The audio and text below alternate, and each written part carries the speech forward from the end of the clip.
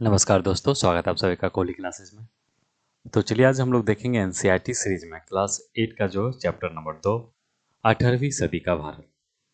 तो दृष्टि पब्लिकेशन का जो एनसीईआरटी सीरीज है हिस्ट्री का, हम लोग उसे देख रहे थे। उसके अंतर्गत न्यू एंड ओल्ड एनसीईआरटी का दोनों इसमें दिया गया है। ओल्ड और न्यू दोनों एनसीईआरटी के इसमें चैप्टर्स दिए गए और उसका क्वेश्चन जो है वो दिया गया है। तो सबसे पहले हम लोग न्यू एनसीईआरटी का देख लिए। तो आज हम लोग देखेंगे ओल्ड एनसीईआरटी का चैप्टर नंबर 2 18वीं सदी का भारत। तो आज थोड़ा इसको कुछ नया लग रहा होगा आपको एनसीईआरटी सीरीज में, क्योंकि आज मैंने इसको पीपीटी पे क्वेश्चंस को लिखा हूँ। ठीक है, चलिए आगे देखते हैं। क्वेश्चन नंबर फर्स्ट है। तो पहला क्वेश्चन है, औरंगजेब की मृत्यु के बाद गद्दी के लिए हुए संघर्ष में कौन विजयी हुआ? तो जैसे औरंगजेब की मृत्यु हो जाती है तो फिर संघर्ष होता है मुगल साम्राज्य।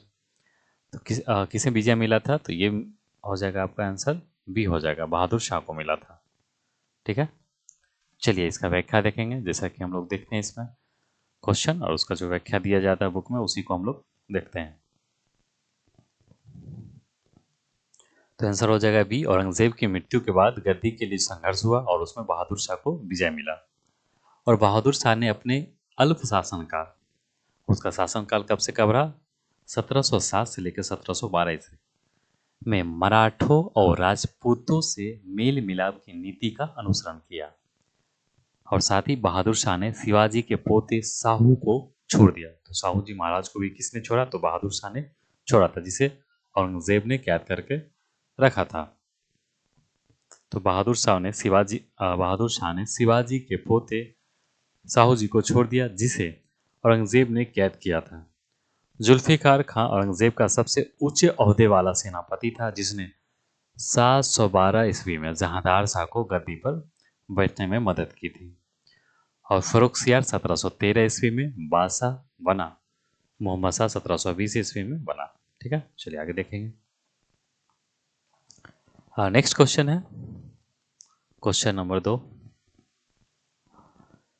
तो इसमें हमें क्या देखना है? चिनक्लीज खां के संदर्भ में देखना कुछ। तो देखिए, चिनक्लीज खां के संदर्भ में निम्नलिखित पे हमें विचार करना है। तो पहला कथन है, वह औरंगजेब का मशहूर सेनापति रह चुका था। दूसरा कथन है, चिनक्लीज खां को निजाम उल मुल्क की पदवी दी गई। बिल्कुल ये सही है। और तीसरा कथन है, चिनक्लीज ने असफ जाही वंश की नींव डाली। और चौथा कथन है, इसने एक विशाल सेना खड़ी की जिसमें हिंदुओं और मुसलमानों के अलावा नागा सन्यासी भी थे। तो उपर्युक्त में से कौन सा कथन गलत है? तो इनमें से कौन सा कथन गलत हो जाएगा? तो इसमें से केवल जो आपका है चौथा कथन वो गलत है। तो ऑप्शन बी हो जाए, केवल चौथा जो कथन है वो गलत है, जबकि पहला दूसरा तीसरा कथन सही है। देख लेते हैं इसका आंसर और व्याख्या को। तो देखिए, चिनक्लीज खां औरंगजेब का एक मशहूर सेनापति रह चुका था। उसे निजाम उल मुल्क की पदवी दी गई थी और उसे दक्कन का सूबेदार बनाया गया था। 1722 में उसे वजीर बनाया गया। यद्यपि उसने अपने को कभी भी स्वतंत्र घोषित नहीं किया, पर उसने एक स्वतंत्र शासक की तरह ही राज किया। उसने असफजाही वंश की नींव डाली। उसके उत्तराधिकारी हैदराबाद के निजाम कहलाए। अतः जो पहला और जो दूसरा तीसरा कथन है वो तीनों सही है। चौथा कथन गलत है, क्योंकि एक शक्तिशाली सेना जिसमें हिंदुओं और मुसलमानों के अलावा नागा सन्यासी भी शामिल थे, अवध के शासकों ने खड़ी की थी। मतलब इस टाइप का जो सेना बनाया था वो किसने बनाया था? तो अवध के शासकों ने ये बनाया था, जबकि चिनक्लीज खान ने ऐसा नहीं किया था। आगे बढ़ेंगे, क्वेश्चन नंबर तीसरा देखेंगे।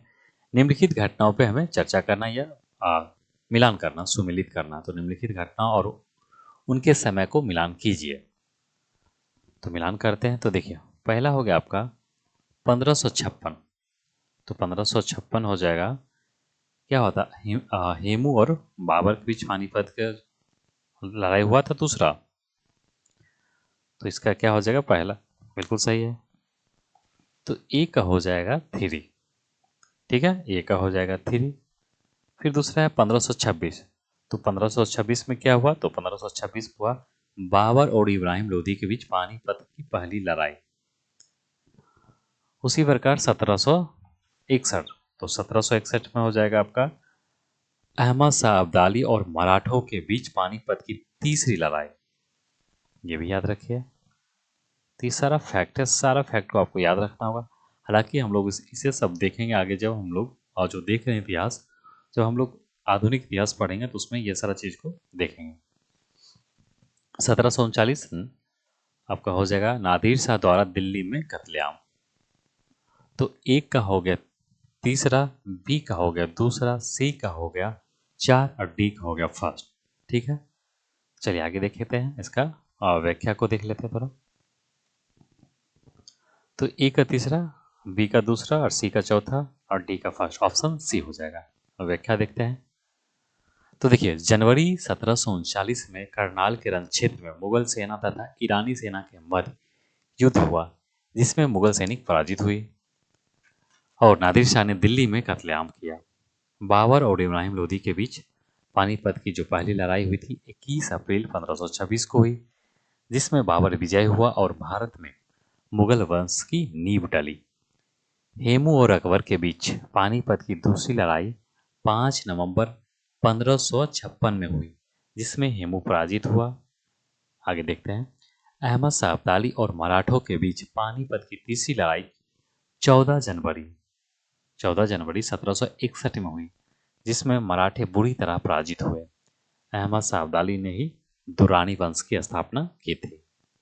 ठीक है, चलिए आगे देखते हैं। नेक्स्ट क्वेश्चन है क्वेश्चन नंबर 4। चौथा क्वेश्चन है, मुर्शिद कुली खां के संदर्भ में निम्नलिखित कथनों पर विचार कीजिए।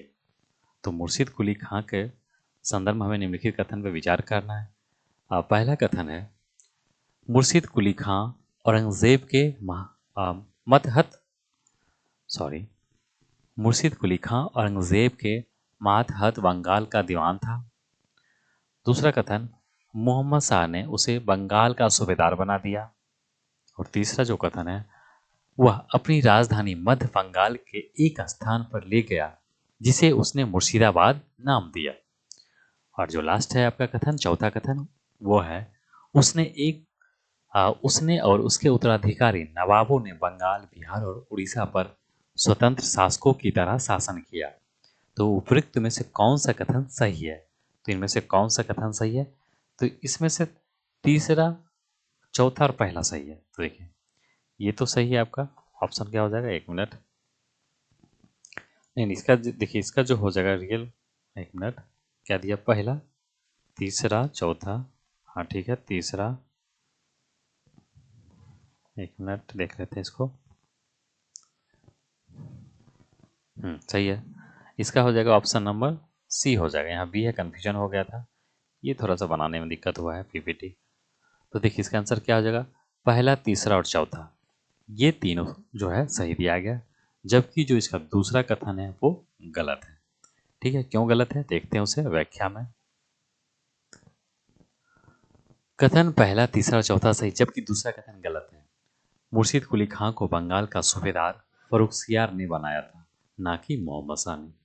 जबकि दूसरा कथन में क्या दिया गया था, मोहम्मद शाह ने बनाया। वह जल्द ही एक तरह से स्वतंत्र शासक बन गया।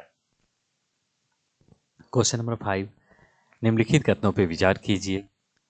तो पहला कथन है, राजपूत सूबेदार ने अकबर के विरुद्ध विद्रोह किया क्योंकि वह उनके पैतृक भूमि के उत्तराधिकारी में हस्तक्षेप करने लगा। और ये हो गया आपका पहला कथन। और दूसरा कथन क्या कह रहा है, तो दूसरा कथन है, आमेर के सवाई राजा जय सिंह। तो आमेर के सवाई राजा जय सिंह, जो कि उनका टाइम पीरियड कब से 1681 से लेकर 1743, ने खूबसूरत जयपुर नगर बनवाया और खगोल विज्ञान के अध्ययन के लिए दिल्ली, जयपुर, वाराणसी, उज्जैन तथा मथुरा में वेधशालाएं स्थापित की। तो उपयुक्त में से कौन सा कथन सही है? तो इनमें से जो है आपका केवल जो है दूसरा कथन सही दिया गया है, जबकि पहला कथन गलत है। और क्यों गलत है देखिए, देखते हैं उसे। राजपूत सरदार अकबर के समय से ही मुगल साम्राज्य को दृढ़ समर्थन देते आ रहे, मतलब समर्थन रहा, और मगर उनमें से बहुत ने औरंगजेब के विरुद्ध विद्रोह किया। ठीक है, इस कारण इसका एक कारण यह था कि औरंगजेब उनके पैतृक भूमि के उत्तराधिकारी में हस्तक्षेप करने लगा। अतः पहला कथन गलत है और दूसरा कथन सही है। क्वेश्चन नंबर 6 देखेंगे। सिखों के संदर्भ में निम्नलिखित कथनों पर विचार कीजिए। तो सिख के संदर्भ में हमें विचार करना कथन में। तो पहला कथन है, गुरु गोविंद सिंह ने जो सिखों के 10वें और अंतिम गुरु थे, अर्थात गुरु गोविंद सिंह ने जो सिखों के 10वें और अंतिम गुरु थे, लड़ाकू सिखों के एक समूह का गठन किया। इन्होंने लड़ाके तैयार किए थे गुरु गोविंद सिंह के द्वारा। बिल्कुल सही है। सिखों ने अपने को 12 छोटे समूह में संगठित किया जिन्हें मिसल कहते थे। तो ये भी सही है। और 18वीं सदी के अंतिम दौर में महाराजा रणजीत सिंह ने मिसलों का एकीकरण किया और एक शक्तिशाली राज्य की स्थापना किया। तो उपयुक्त में से कौन सा कथन सही है? तो उपयुक्त में से तीनों कथन सही दिया गया। ठीक है, चलिए आगे देखते हैं इसका व्याख्या। इसमें जो है तीनों कथन सही दिया गया है। सिख से संबंधित, सिखों से संबंधित, एक मिनट,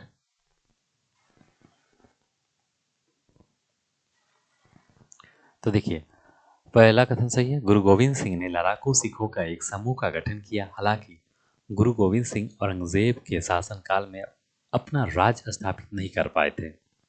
उनकी मृत्यु के बाद सिखों को वंदा बहादुर के रूप में एक योग्य नेता मिला और उसके नेतृत्व में सिखों ने मुगलों का बहादुरी से मुकाबला किया, परंतु अंत में उनकी पराजय हुई और वंदा बहादुर को मौत के घाट उतार दिया गया। फिर आगे जाकर वंदा बहादुर की भी या हत्या कर दिया जाता मुगलों के द्वारा। और दूसरा और तीसरा कथन भी सही है। मिसल के नेताओं ने इलाकों को आपस में बांट लिया। अहमद शाह अब्दाली भी इन मिसलों को खत्म नहीं कर सका। उसके उसके चले जाने के 2 साल के अंदर ही उसके लाहौर और सरहिंद के सूबेदार को निकाल कर बाहर कर दिया गया। आगे बढ़ेंगे, नेक्स्ट देखेंगे क्वेश्चन नंबर 7। तो 7वां क्वेश्चन है, निम्नलिखित कथनों पर विचार कीजिए। तो पहला कथन है, मराठा राज्य की स्थापना शिवाजी ने औरंगजेब के शासनकाल में की थी। और दूसरा कथन है, बाजीराव प्रथम ने मालवा, उत्तर गुजरात तथा बुंदेलखंड को जीता और दिल्ली पर कब्जा कर लिया। और तीसरा कथन है, राजा राम की विधवा पत्नी ताराबाई ने अपने छोटे बेटे को एक प्रतिद्वंद्वी की राजा के रूप में कोल्हापुर की गद्दी पर बैठाया। एक प्रतीक के रूप में गद्दी पर बैठाया। तो उपयुक्त कथन में से कौन सा कथन सही हो जाएगा? तो उपयुक्त में से जो कथन सही है आपका केवल पहला और तीसरा सही है, जबकि दूसरा कथन गलत है। और क्यों गलत है तो देखिए देख लेते हैं। दूसरा कथन गलत है क्योंकि बाजीराव प्रथम ने दिल्ली पर हमले किए, परंतु उसने दिल्ली पर कब्जा नहीं किया, क्योंकि अभी भी मुगल बादशाह की काफी इज्जत थी और मराठों ने ये हमले राज्य विस्तार के इरादे से नहीं किए थे। उनकी दिलचस्पी मुख्य रूप से उन इलाकों से भू राजस्व का अधिकांश हिस्सा हथियाने की थी। और पहला और तीसरा कथन सही है। क्यों? औरंगजेब की मृत्यु के बाद शिवाजी के पोते साहू जी को कैद से जो रिहा कर दिया गया बहादुर शाह के द्वारा। राजा राम की विधवा पत्नी ताराबाई ने अपने बेटे को एक प्रतिद्वंदी राजा के रूप में कोल्हापुर की गद्दी पर बैठा दिया, जबकि साहू सतारा में शासन करने लगा। इसने मराठा राज के 2 दावेदारों के समर्थकों के बीच युद्ध छिड़ गया इसके कारण, और आखिरकार साहू का आधिपत्य दृढ़तापूर्वक स्थापित हो गया। क्वेश्चन नंबर 8 देखेंगे। 8वां क्वेश्चन है, मैसूर के संदर्भ में निम्नलिखित कथनों पर विचार कीजिए। तो मैसूर राज्य से संबंधित ये कथन दिया गया। तो पहला कथन है, 1761 ईस्वी में हैदर अली ने मैसूर के राजा से गद्दी छीनकर राज पर अधिकार कर लिया। और दूसरा कथन है, एक मिनट, दूसरा कथन है, हैदर अली और उसके छोटे बेटे ने उसके बेटे। तो देखिए पहला कथन हो गया, 1761 ईस्वी में हैदर अली ने मैसूर के राजा से गद्दी छीनकर राज पर के अधिकार कर लिया। और दूसरा कथन है, हैदर अली और उसके बेटे टीपू सुल्तान ने सैनिक प्रशिक्षण और संगठन के आधुनिक तरीकों को अपनाया और आधुनिक किस्म के हथियार बनाने के लिए कारखाना खोला। बिल्कुल सही है। तो उपयुक्त में से कौन सा कथन इसमें गलत पूछा गया, तो इसमें से कौन सा कथन गलत हो जाएगा? इसमें कोई भी कथन गलत नहीं, ना तो पहला गलत है ना ही दूसरा गलत है, इसलिए इसका आंसर हो जाएगा ऑप्शन नंबर डी हो जाएगा। चलिए थोड़ा व्याख्या देख लेते हैं इसका।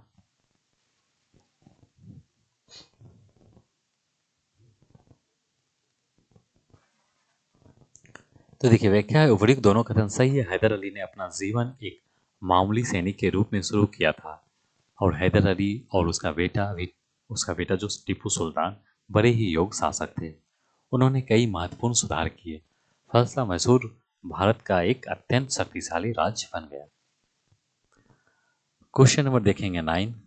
तो 9वां क्वेश्चन है, निम्नलिखित युग्मों पर विचार करना। तो देखिए युग्म है मिलान करने वाला, तो इसे देख लेते हैं। तो पहला युग्म है, इसमें देखना हमें इसमें बताना है इसमें से कौन सा युग्म है जो सुमेलित है, मतलब सही है। तो पहला है तुरानी। तो तुरानी क्या है? तो मध्य एशिया के तुरान प्रदेश से आए सरदार। ठीक है, बिल्कुल सही है। तो दूसरा है सर देशमुख, साम्राज्य का मुख्य वित्त मंत्री। नहीं, ये गलत है।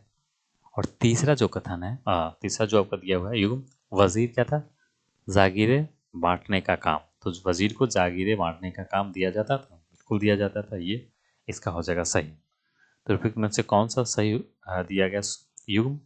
तो पहला और जो तीसरा है आपका वो सही दिया गया, इसलिए इसका आंसर हो जाएगा ऑप्शन नंबर डी हो जाएगा। ठीक है, थोड़ा व्याख्या देख लेते हैं इसका। युग्म पहला और जो तीसरा सही है तथा युग्म 2 गलत है। वजीर जागीरें बांटने का काम करता था, इसलिए वजीर के ओहदे पर कब्जा करने के लिए सरदारों के बीच संघर्ष चला। मुगल साम्राज्य का जो मुख्य मंत्री था वो वित्त मंत्री भी वजीर को ही कहा जाता था। क्वेश्चन नंबर 10, निम्नलिखित कथनों पर विचार कीजिए। पहला कथन है रुहेलखंड प्रदेश में। तो देखिए पहला कथन है रुहेलखंड प्रदेश में भारत की पश्चिमोत्तर सीमा की पर्वत श्रेणियां रूस से अफगान लोग बड़ी संख्या में आकर बस गए थे, उन्हें रुहेला कहते थे। ठीक। दूसरा कथन है जुल्फिकार खां और हुसैन अली खां सैयद बंधु के नाम से जाने जाते थे। तीसरा कथन है चिलखलीज खां के नेतृत्व में सरदारों के एक दल ने सैयद बंधुओं को उखाड़ फेंका। तो उपर्युक्त में से कौन सा कथन सही है? तो उपर्युक्त में से जो पहला और जो तीसरा कथन है यही सही है। पहला और तीसरा कथन सही है, जबकि दूसरा कथन गलत है। और क्यों गलत है देख लेते हैं व्याख्या।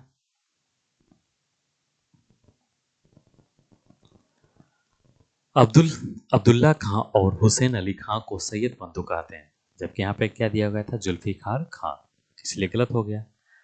तो अब्दुल्ला खां और हुसैन अली खां को सैयद बंधु कहा जाता है। फर्रुखसियार 1713 ईस्वी में बादशाह बना। उस समय सैयद बंधु सबसे शक्तिशाली सरदार थे। बादशाह ने जब इन सैयद बंधुओं को तोड़ने की कोशिश की तो उसे 1719 में मौत के घाट उतार दिया गया। मगर जल्द ही चिनकलीज खां के नेतृत्व में सरदारों के एक दल ने सैयद बंधुओं को उखाड़ फेंका। क्वेश्चन नंबर 11, किसके शासनकाल में जजिया कर खत्म कर दिया गया? तो जो जजिया कर था वो किसके शासनकाल में समाप्त किया गया? तो ये किया गया है जहांदार शाह के शासनकाल में। ऑप्शन नंबर ए हो जाएगा। व्याख्या देखते हैं। तो देखिए जहांदार शाह 1712 ईस्वी में गद्दी पर बैठा, उसके शासनकाल में जजिया कर को समाप्त कर दिया गया। मगर एक साल से कुछ अधिक समय बाद ही जहांदार शाह को गद्दी से हटा दिया गया। अकबर महान ने अपने साम्राज्य से जजिया कर की समाप्ति की घोषणा की थी, किंतु औरंगजेब ने उसे 1779 ईस्वी में पुनः लागू कर दिया। क्वेश्चन नंबर 12 देखेंगे। क्वेश्चन नंबर 12 है निम्नलिखित युग्मों को सुमेलित कीजिए। तो हमें देखना है कौन सा युग्म सुमेलित है अर्थात सही दिया गया है, उसे देखना है। तो देखिए सवई राजा जयसिंह, तो इसका क्या हो जाएगा आंसर? तो वह जयपुर के शासक था, बिल्कुल सही है। एक मिनट देखते हैं। देखिए तो इसका वह जयपुर के शासक थे, तो एक का तो हो जाएगा आपका 5वां। हैदर अली, वो हैदराबाद का पहला निजाम था, तो क्या हो जाएगा इसका आपका बी का पहला निजाम था हैदर अली। मैसूर वंश में एक नए राजवंश की नींव रखा था। तो उसने मैसूर में एक नए राजवंश की नींव रखी थी। किसने? तो हैदर अली ने। तो इसका तो हो जाएगा दूसरा। सी देख लेते हैं हम, हुसैन अली खां। तो हुसैन अली खां ये क्या था? तो हुसैन अली खां वह सैयद बंधुओं में से एक था। हमने अभी देखा था हुसैन अली खां के बारे में। वाजीराव, तो वाजीराव हो जाएगा आपका डी का हो जाएगा आपका, वह पेशवा के पद पर था, पेशवा बाजीराव। चिनकिलीज खां, तो वह, हाँ, चिलकिलीज खां यह था हैदराबाद का पहला निजाम था। ठीक है, चलिए। तो इस प्रकार इसका आंसर हो जाएगा, आप देख लीजिए। ए का हो जाएगा 5, बी का हो गया आपका, बी का दूसरा, सी का हो गया चौथा, डी का हो गया पहला और ई का हो गया तीसरा। ठीक है, चलिए देख लेते हैं इसका व्याख्या भी। इसका भी व्याख्या दिया गया, ऐसा नहीं है, इसको हम भी देखेंगे।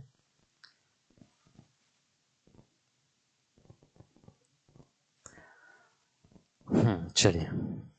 सवाई राजा जयसिंह जयपुर का शासक था। हैदर अली ने मैसूर में एक नए राजवंश की नींव रखी। हुसैन अली खां सैयद बंधुओं में, बस वही सेम चीज़ है, ज़्यादा कुछ इसमें दिया भी नहीं गया। ठीक है, तो हम लोग का ये जो चैप्टर दूसरा समाप्त होता है।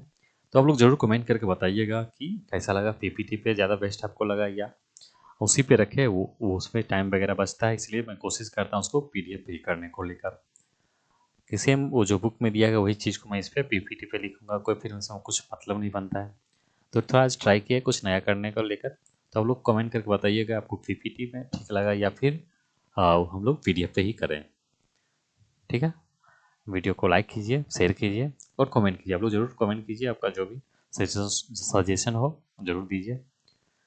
चलिए मिलते हैं हम लोग अगले वीडियो में। धन्यवाद।